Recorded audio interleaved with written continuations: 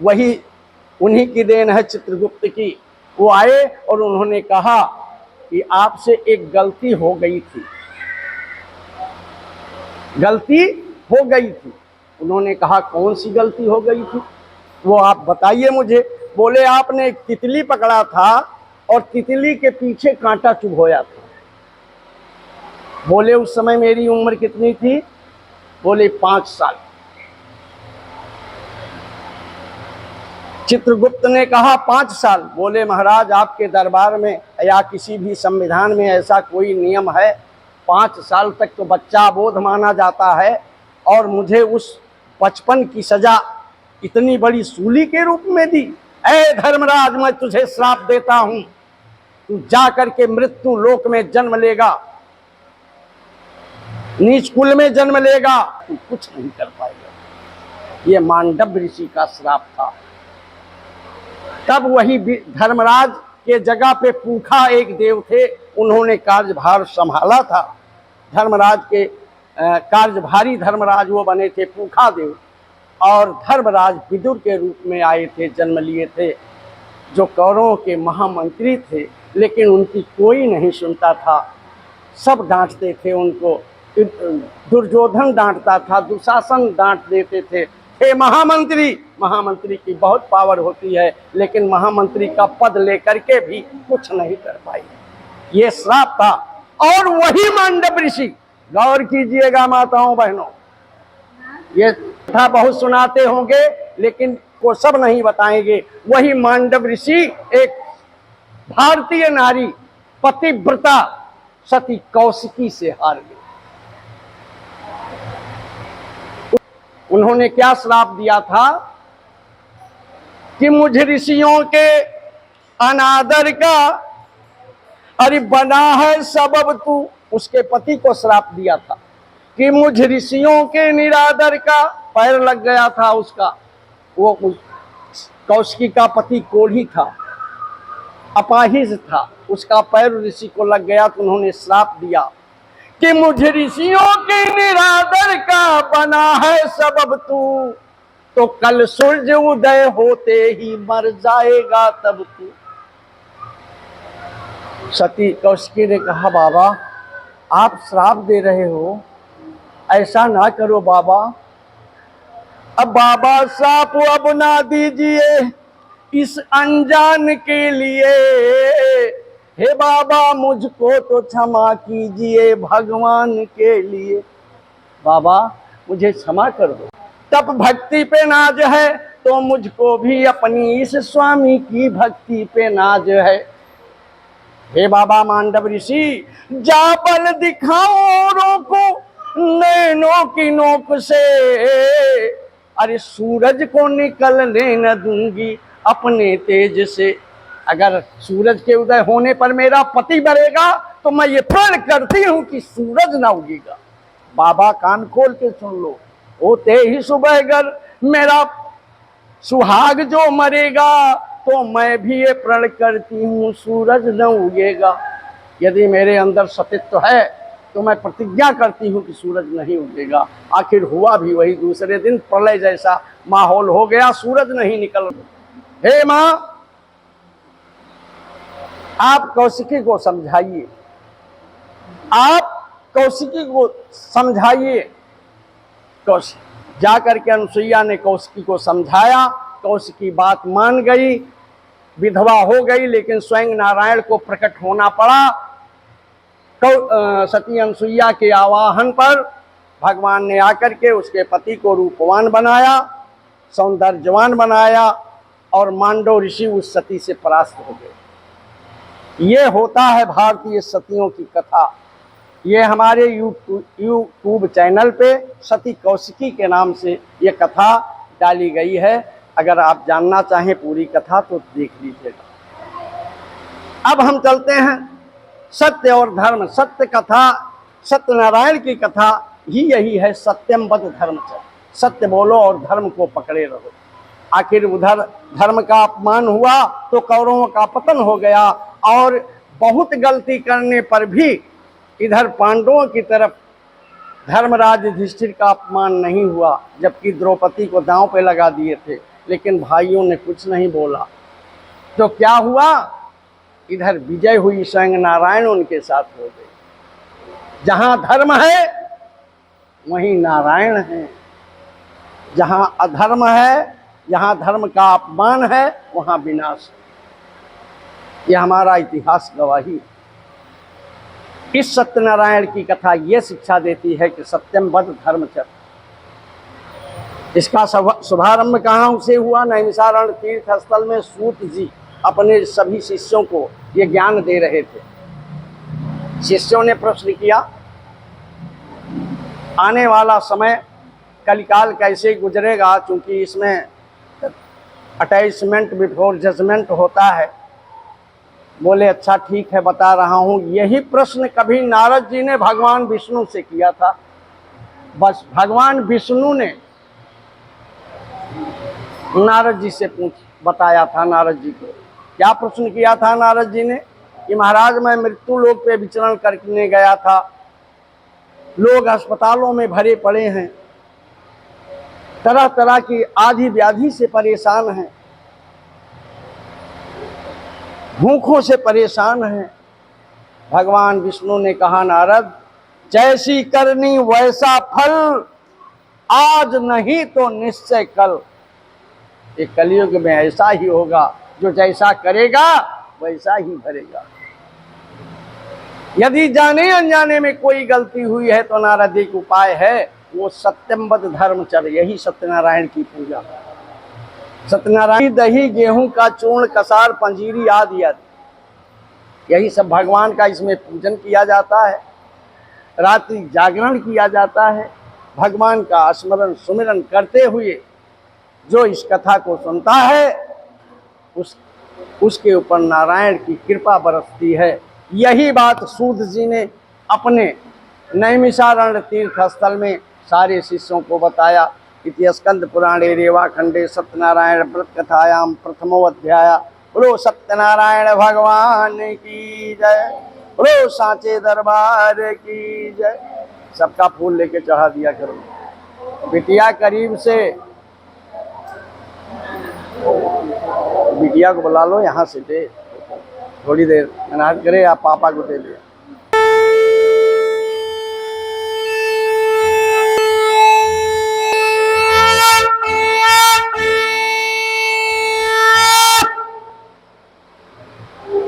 फिर फूल ले लो हाथ में, चावल ले लो। आगे की कथा ईश्वर सबकी सुनते हैं, ना जाने किस भेष में नारायण मिल जाए। कहा गया है, अथान्य सिद्धकुंठो व्याकुलो भूत्वा नित्यं बभ्राम भूतले दुःखितं ब्राह्मणं दृष्ट्वा भगवान ब्राह्मण प्रिय वृद्ध ब्राह्मण रूपस्थं प्रपक्ष दुजमादरात् किमर्थ भ्रम से विप्रम महि नित्यं सुदुःखिता तत्सर्व श्रोतुम् इच्छाम कथताम दुज उत्तमा। एक ऐसा भिखारी, एक काशी बनारस का रहने वाला एक सदानंद नाम का ब्राह्मण, जो भीख मांग के अपना जीवन यापन करता था, लेकिन जब भीख मांगने निकलता था तो उसका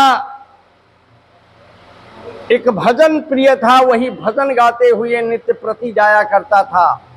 और वो भजन आप भी सब गाइएगा। हरि का स्मरण कर लीजिए।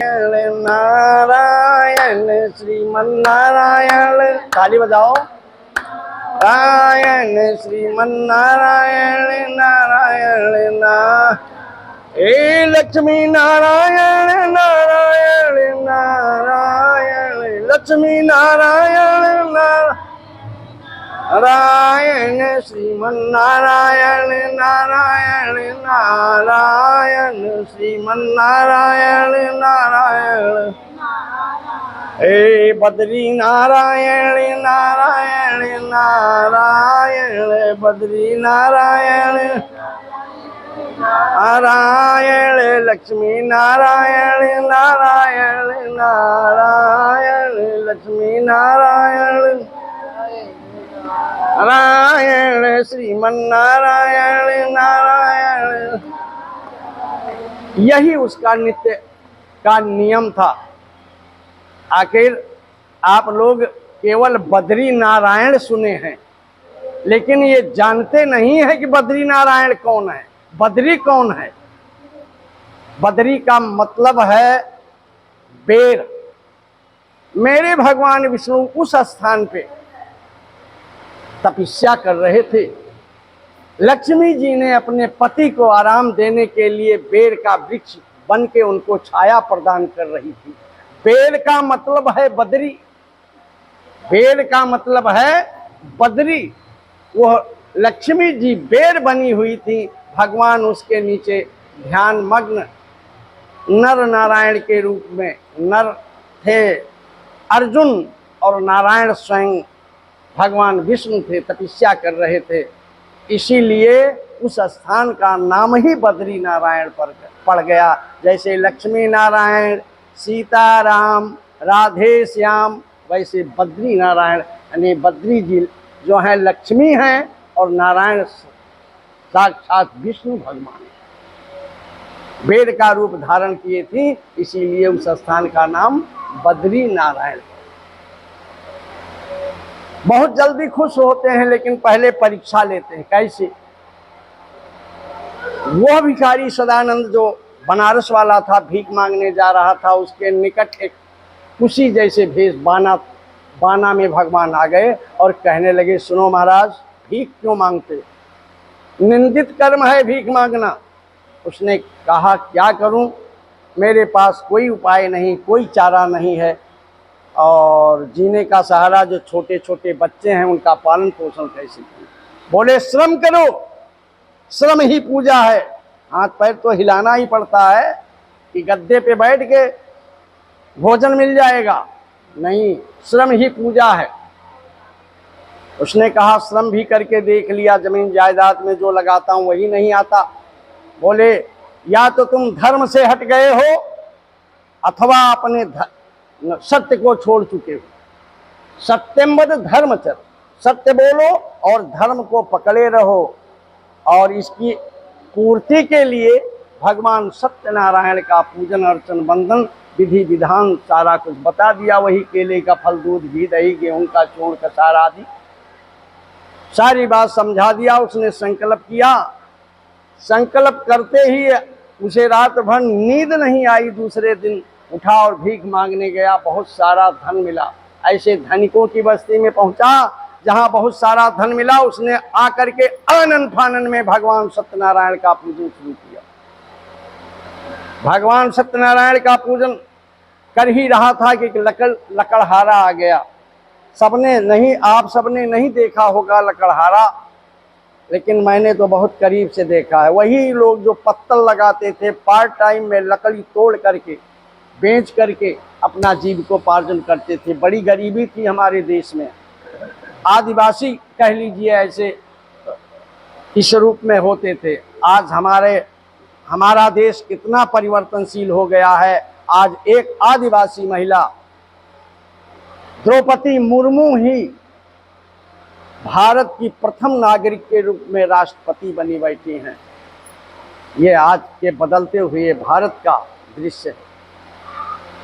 वो लकड़हारा भी प्रभावित हुआ और उसने भी लकड़ी बेच करके भगवान का पूजन अर्चन वंदन अपना काट कपट के खर्चे में से किया।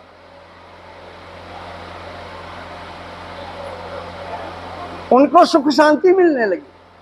एक बात और बताऊं, सुख शांति रुपए पैसे से नहीं मिलती है, धन दौलत से नहीं मिलती है।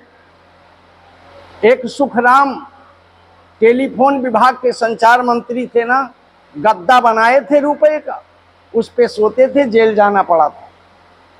रुपए पैसे से सुख नहीं मिलता। सुख कुदरत की देन है। चटनी रोटी खा के भी लोग सुख से चैन से सुख और चैन महसूस कर लेते हैं। घी की चुपड़ी रोटी खा करके भी सुख नहीं महसूस कर पाते। उन दोनों को सुख और शांति मिली इस भगवान की पूजा से। और अंत में जाना तो सबको है, निश्चित जाना है। आए हैं सो जाएंगे, राजा रंग फकीर, और एक विमानन चढ़ी चले, एक बांध गए जंजीर। सबको जाना है अपना समय पूरा करके।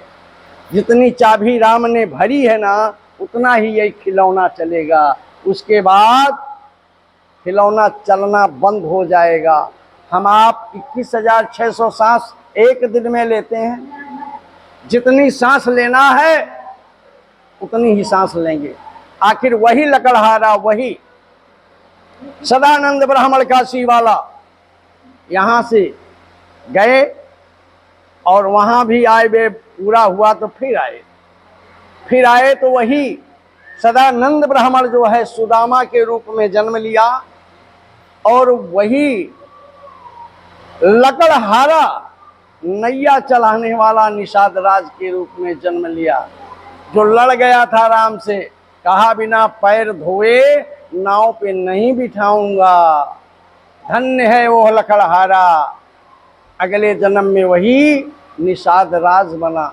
भगवान राम गए, उससे नाव मांग रहे हैं, कह रहे हैं, वो कह रहा नहीं लाऊंगा। मागी नाव न केवट आना, और कहीं तुम्हारू मरम मैं जाना। आपके चरणों की धूल में जादू है सरकार। आपके चरणों के धूल से वो अहिल्या, पत्थर अहिल्या नारी बन गई, तो मेरी नैया तो और कोमल है, और हम मेरा परिवार इसी से गुजारा करते हैं। बाबू क्षमा कीजिएगा, पैर धुलवा लो तब नाव पे बिठाऊंगा। आखिर चरण धोया उसने भगवान का, तब नाव पे बिठाया है। धन्य है वो निषाद राज जिसके द्वार पे स्वयं नारायण गए। ये पूर्व जन्मों का फल है। पूर्व के जन्मों का फल भोगना पड़ता है। पूर्व जन्मों के फल को भीष्म पितामह को भी भोगना पड़ा था। बाण घुसे पड़े थे शरीर में, ये पूर्व जन्म का ही फल था उनका। अब आप सब कहेंगे ये कैसे? हाँ, ऐसे ही था कि जब बाण घुस गए, सरसैया पे लेटे थे, तो पांडव गए कृष्ण भगवान के पास, तो कृष्ण भगवान भी ध्यान मग्न होके बैठे थे। अर्जुन ने कहा, प्रभु आप किसका ध्यान करते हो? आप किसका ध्यान करते हो? लोग तो आपका ध्यान करते हैं। भगवान कृष्ण ने कहा, मैं उन भक्तों का ध्यान करता हूं जो भक्त मेरा ध्यान करते हैं। इस समय मेरे भक्तों में भीष्म पितामह है। सभी भक्तों में एक भक्त हैं। इस समय सरसैया पे भाव में आ गए, पांडवों सहित भगवान कृष्ण पहुंचे भीष्म पितामह के पास। कृष्ण को देखते ही भीष्म पितामह रोने लगे, कहने लगे, प्रभु ये मेरे किस जन्म का पाप है जो आज ये मैं बाणों पे लेटा हूँ। इंसान के एक सुई चुभ जाती तो कितनी वेदना होती है, और मैं बाणों पे लेटा। भगवान ने कहा, मैं आपके कष्ट का निवारण हरण करता हूँ, लेकिन मैं भीष्म पितामह जी मैं बताना चाहता हूँ कि आपके पूर्व जन्म का फल। बोले मेरे पूर्व जन्म का? कृष्ण जी ने कहा हाँ। भगवान ने कहा हाँ। बोले कैसे? बोले लीजिए, दिव्य दृष्टि दे रहा हूं, देख लीजिए। किसी जन्म में भीष्म पितामह राजकुमार थे। ए बेटा, राजकुमार थे, जा रहे थे घोड़े पे चढ़ के, एक नाग पड़ा हुआ था, उसको भाले की नोक से यूं फेंका कि वो जाके नाग फनी के कांटों में घुसा। यकीन मानिए, नागिन ने श्राप दिया कि मेरे पति की ये दुर्दशा करने वाले, हे राजकुमार तेरी भी यही एक दिन दुर्दशा होगी। उनके आंखों के सामने वह दृश्य गूंजने लगा। उन्होंने कहा, तो फिर अब इस जन्म में क्यों, कौन सा पाप मैंने किया? अब आके कितने जन्म पहले की बात है। बोले इस जन्म में तो सबसे बड़ा पाप आपसे हो गया। बोले कौन सा पाप? अरे बोले द्रौपदी नंगी हो रही थी, आप भीष्म पितामह घर के मुखिया खड़े हो जाते तो किसी की औकात नहीं थी कि द्रौपदी के दामन पे हाथ लगा देता। भीष्म पितामह आप मौन बैठे। ख्याल करो, द्रौपदी आपके पास गई थी ना, उसने, द्रौपदी ने भगवान से बताया था, रोते हुए उसने कहा था कि हे भैया कृष्ण, अरे गुरु जी के पास गईली, बाबा जी के पास गईली, तो मुड़िया वन्हाई ले। अरे बोलले तो दूर तनी हमके न देखले। बगल में विदुर जी बैठे थे, भीष्म पितामह बैठे थे। भीष्म और विदुर अरे दुखित भइले आपस में, अरे एक दूसरे के अकवारी भइले। बाबा जब रोवई लागे, चाचा आंसू पोंछी ले। चाचा विदुर, बाबा भीष्म। बाबा जब रोवई लागे, चाचा आंसू पोंछी ले। और चाचा जब रोवले, हमारी दुर्दशा देख करके रो दिए, लेकिन कुछ बोले नहीं। बाबा जब रोवई लागे, तो चाचा आंसू पोंछी ले। और चाचा जब रोवले, तो बाबा आंसू पोंछले। हे मेरे कन्हैया, वो गजब दृश्य था मेरा कि जब हम रोवली तो रोवत ही रही गईली। अरे दोनों जाने चुप भइले, किछु नाही बोलले। हे दोनों जाने चुप भइले। भगवान कृष्ण ने कहा, पितामह आपने सबसे बड़ा पाप और सबसे बड़ी गलती कर दी कि द्रौपदी के सहयोग में या द्रौपदी की मदद में आप अगर खड़े होकर के डांट दिया होता तो उसकी यह दुर्दशा ना होती। आज उसी का फल है। वो पिछला गुनाह तो था ही, ये गुनाह और ताजा हुआ। एक तो तितलौकी, दूजे नीम की पेड़ चढ़ी। ये है कर्म फल। तो कर्म फल मिलना ही मिलना है। इसलिए हे भगवान, ऐसा कोई गुनाह पाप ना होने पावे जिसका फल बड़ा कड़वा हमें मिले, आप सबको मिले। भगवान पाप कर्म से बचाएं। कर्म फल तो निश्चित। आखिरकार वह लकड़हारा और वह दोनों प्रसन्न हुए, और अंत में फिर कहना ही क्या है, आप देख ही रहे हो। भगवान की कृपा हुई, जन्म जन्मांतर को सुधारने वाला ये भगवान सत्यनारायण की कथा का दूसरा अध्याय। इत श्री स्कंद पुराणे रेवाखंडे सत्यनारायण व्रत कथायाम द्वितीय अध्याय। बोलो सत्यनारायण भगवान की, बोलो साचे दरबार की।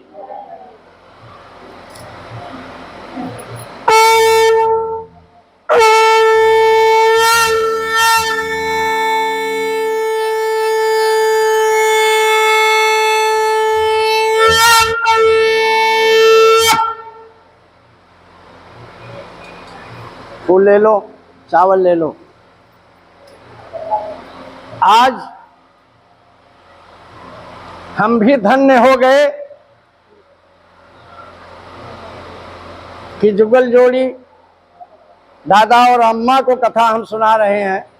कितनी उम्र हो गई? 76 वर्ष। हम भी 66 वर्ष के हो गए। आप हमसे 10 साल बड़े हैं। और हमने भी अभी इसी साल 50 साल वर्ष हो गया। शादी की सालगिरह 50वीं सालगिरह थी। संयोग से विधि का विधान है, महाकाल का दर्शन करना था। टिकट रिजर्वेशन हो चुका था, लेकिन उन भोलेनाथ को मंजूर ही नहीं था। उन्होंने कहा अभी रुक जा। टिकट कैंसिल करा देना पड़ा। मेरी सासू माँ खत्म हो गई, बहू मेरी पत्नी को जाना पड़ा। अब हम अकेले जाएं तो कैसे जाएं?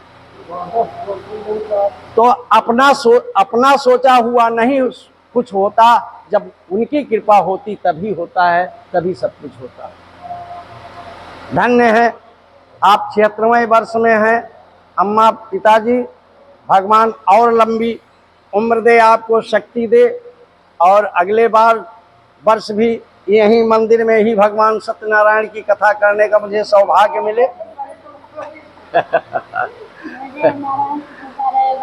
भाई, अम्मा बाबू से ही तो हम आ पाए हैं, और अम्मा बाबू भी तो अपने माता पिता के संजोग से ही तो आए हैं। यही तो सृष्टि का विधान है। यही तो इस सृष्टि का विधान है। अगर अम्मा बाबू के संजोग से हम ना आते तो फिर कहाँ रहते।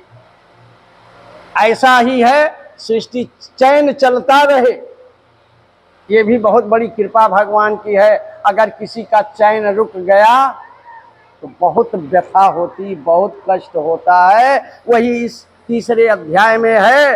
अथान्य सब प्रवक्ष्यामि कृतमेन पुरादिजा काशित काशीपुरे रम्ये आसित विप्रो अति निर्धना सुदकुंतया व्याकुलो। एक उल्कामुख नाम के राजा जो नदी के किनारे, तुंगभद्रा नदी के किनारे एक औलाद के लिए यही पूजन कर रहे थे। क्या